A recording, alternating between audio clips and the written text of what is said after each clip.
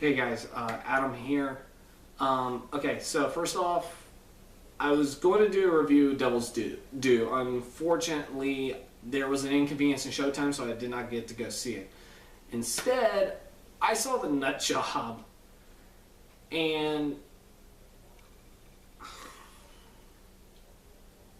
it's as bad. It's as bad as I thought it was going to be, if not worse. I can't even call this a movie.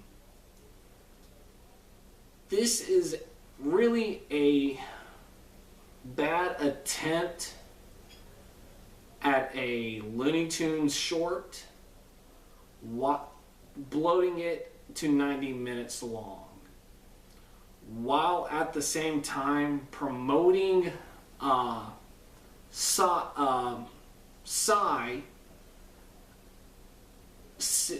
promoting him in a song that he did over a year ago that none of the target audience was even old enough to remember. And I'll get to that in a minute. When I say by Looney Tunes, I'm talking like this is like gratuitous violence with no just like straight up violence, slapstick humor where the animals get hurt severely, and yet they're able to get up unscathed and walk away. But whereas Looney Tunes actually had context, this does not. The violence here, like these guys actually like walk up. There's no bruises, no nothing on them. They get electrocuted. They get stepped on. They get a brick falling right on them. And they walk away with not even a single scratch. Whereas, like Looney Tunes, they show the damage of the characters that get hurt. In this movie, they don't. All right, so with that out of the way, the story, or lack of this is a mess. This movie is more complicated than it needs to be. Alright, so basically the basic premise is a squirrel whose name is Surly Squirrel, which, original, is trying to steal some nuts. He's kind of the outcast of the park. He gets banished, which I don't get, because that squirrel doesn't even want to be a part of that group. They don't even want him part of their group either. They don't like him. Why banish him?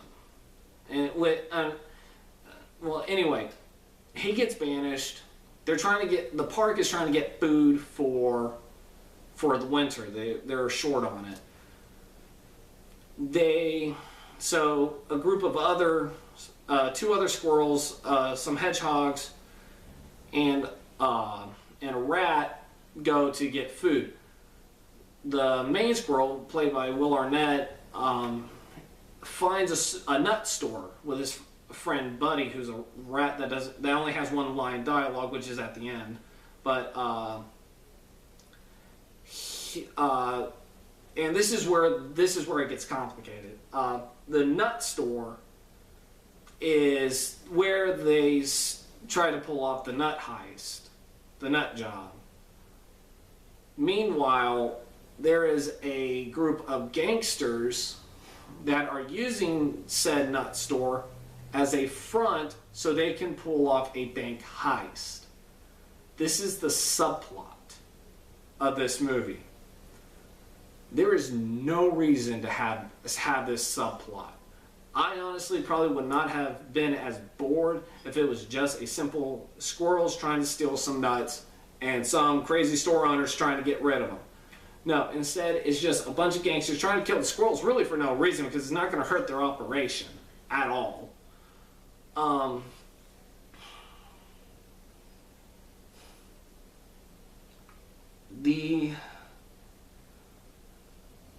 the villain in this, the real villain in this is unnecessary.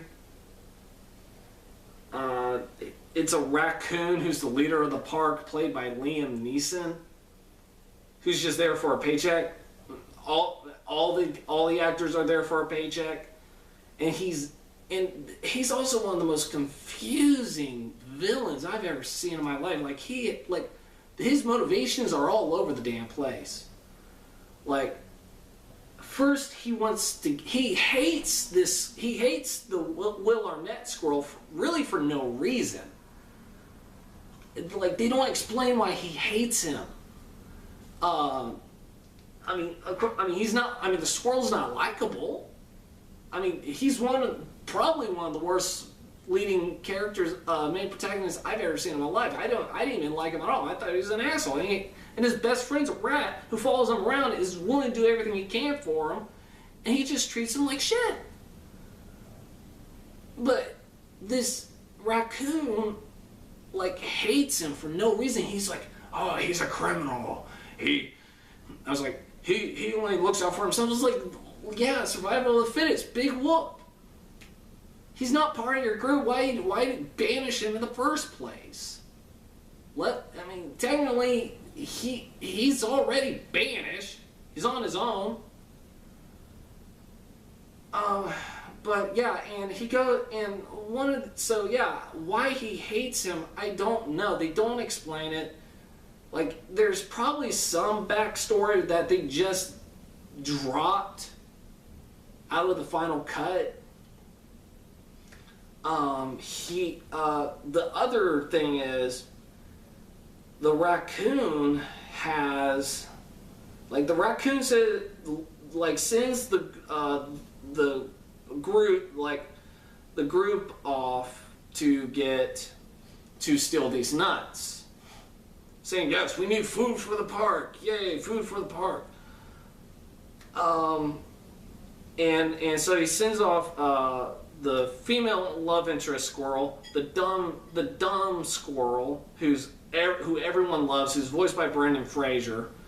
The girl squirrel's voiced by Elizabeth Banks, and like 3 hedgehogs and a mole, voiced by Jeff Dunham. Yeah, Jeff Dunham. I didn't even know he was in this movie until before I walked in to the theater. And Gabriel Iglesias is in it too. Who he played, I have no idea. Couldn't really even recognize his voice. Of course, then again, I didn't care. So he sends them off to get food, but then his motivations are revealed, that he is indeed the villain. And then he says, less food. If they have less food, I'll be in more control over the park. Like 10 minutes ago, 3 minutes ago, he said that they needed food badly. And now he's saying that he's going to try and sabotage the heist. He's going to double cross them and sabotage the heist. Blame the Will Arnett squirrel so he can control the park. I am not an expert in any kind of politics or whatever, but less food means you're going to get less control, because more likely these animals are going to rebel against you and dethrone you, basically. It would be easier if you had the food for yourself. That way you can control them.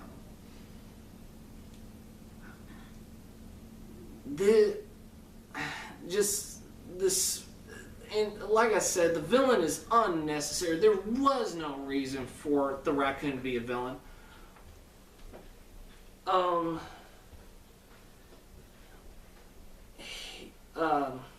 The gangsters were really unnecessary too, because there's even like a subplot within that where the lead gangster has a girlfriend who believes he has turned over a new leaf, that she believes that he's no longer going to be a gangster, that he's going to go legit. But you only see her in like 2 or 3 scenes, which are spread out, and you just completely forget about her, which means like this again. These characters are unnecessary. You don't need these characters.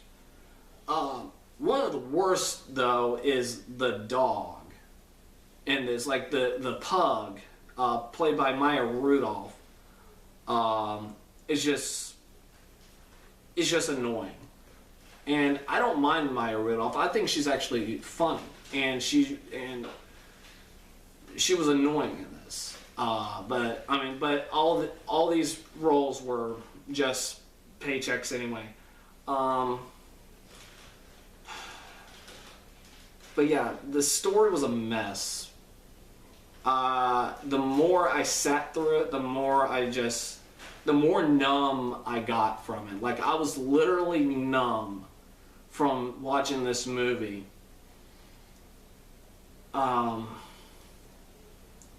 Because, I mean, the plot was, like I said, was a mess. The animation was terrible. I've never seen I've seen better animation in a car insurance commercial than I have here.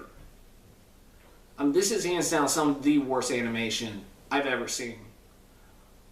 I'm glad I didn't see it in 3D.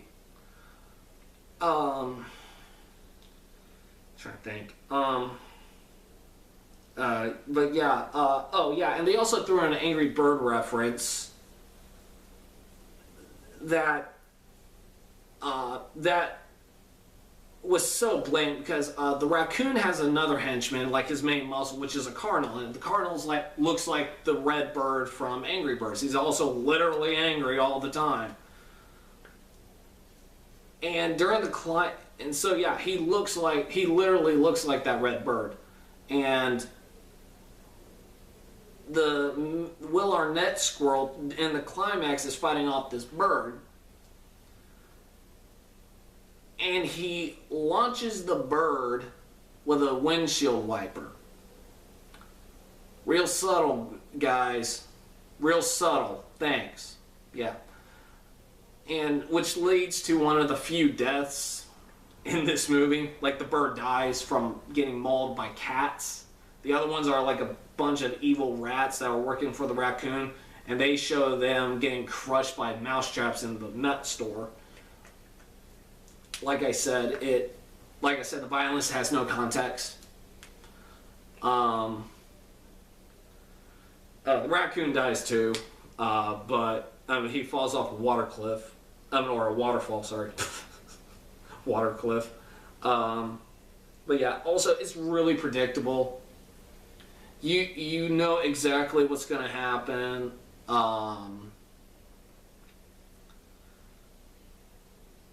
It wasn't funny.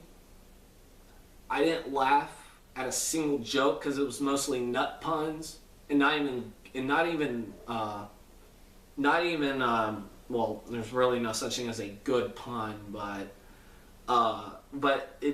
there was no effort put into it. No effort put into the jokes, and the cast, the people who voice these characters are funny.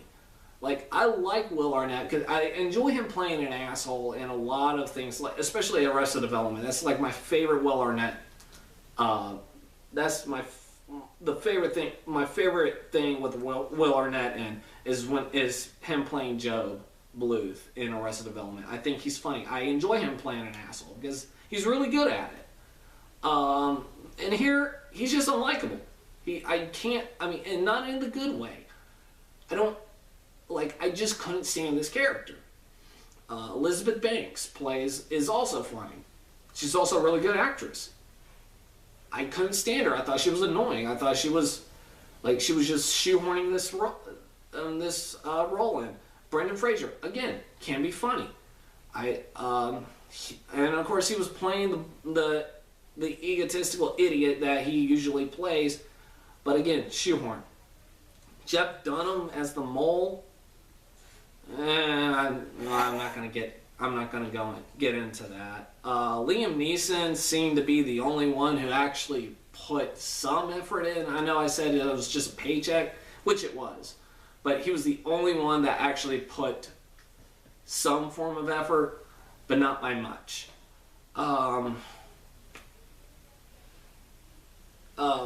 Again, Maya Rudolph, I think she is actually funny, but she was really annoying in this movie. Alright, the biggest problem I have with it is the promoting of Psy. And this is a South Korean production, or a Canadian South Korean production. If you've seen the previews, if you've seen the trailers and TV spots, then you know that they start playing Gangnam Style, and of course anybody who sees those sort of things will just automatically assume that, oh yeah, it's just trying to connect with its audience, thinking they're hip and whatnot. Again, target audience were probably or at least the kids that I saw in the theater were not even old enough to remember that. They had to be at least 2 or 3 by now. And some of them were 5, but still, they probably would not have remembered it or even cared. But they play the instrumental in the middle of this movie.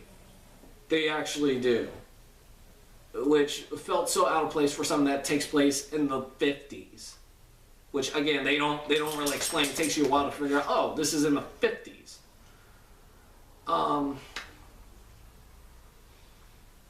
But they really add insult to injury for the ending credits by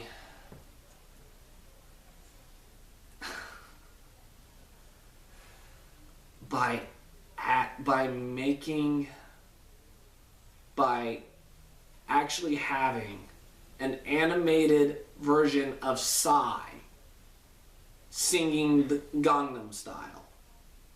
They actually went there. Again, this song is over a year old. That fad is gone. Okay? Now, don't get me wrong, I actually like the song. I think it's fun because it's silly and stupid. But there's no point. It's not timely anymore.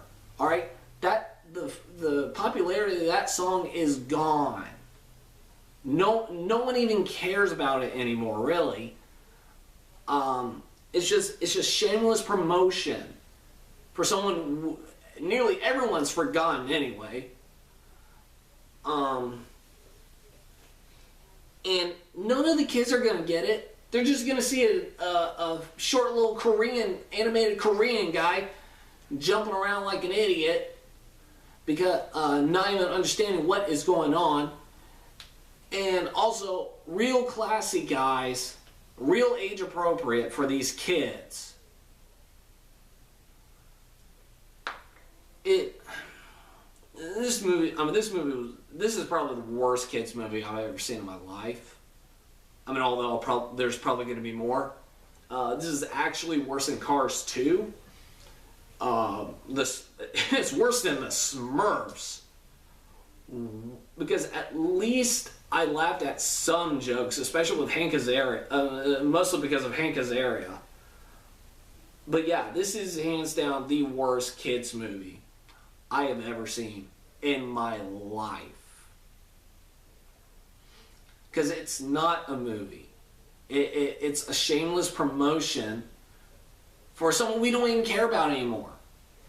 And I mean, even when I listen to a song on my phone, I don't even do the dance anymore. I just bob my head. That's it. That's how much I don't care about this song anymore. I don't even listen to it anymore now because of this movie. And it's also bloated, poor Tim Down Looney Tunes cartoon with no humor. With that, I give this movie a 1 out of 10. That's how bad. I mean, that's all I gotta say about that movie. Trailers. The trailers were better than this movie. I probably wouldn't. I probably could have just watched the trailers and left the theater and not even care. I would have been fine with it. I could have done a review about the trailers.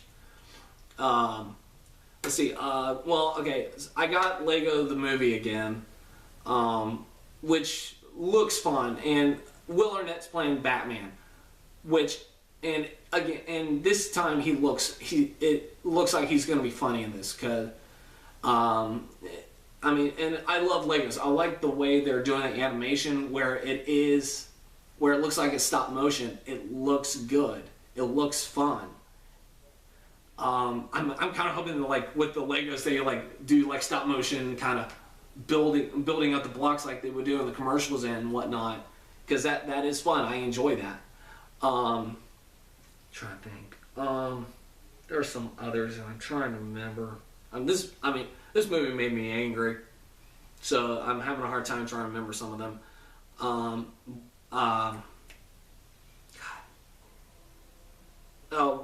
One of the other movies, kids movie I'm really looking forward to is a movie from the creators of from the guys behind Coraline and Paranorman, which movies I love. I love those movies.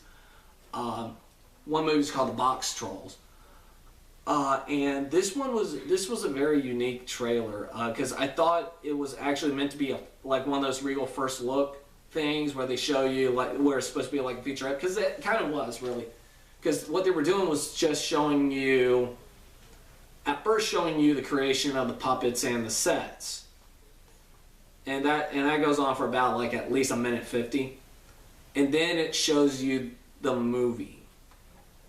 Oh my God, it looks beautiful. I'm looking forward to this movie. Like, I'm really excited. Like, I mean, if it's not going up against any other movies I'm looking forward to, I'm seeing this movie. Because, again, like I said, I love Coraline. I love Paranorman. I can't wait for this movie. This may end up being like the best kids movie of this year. Like I said, I'm trying to remember some of the others that I saw, and I can't. I mean, I know there was one that made me cringe, and I can't even remember. Well, I guess that's it. That's all I can remember. So I'm going to go ahead and get this edited. I'll see you guys next week. I'll be seeing I, Frankenstein. Hopefully this will be good. I'm actually looking forward to this movie. So yeah, I'll see that next week. The week after, I know there's some movies, but I may not do it. I may not do them. Depends. Must be good. Well, yeah, but yeah. The week after, I may not do any movies. So no reviews then. But until next week.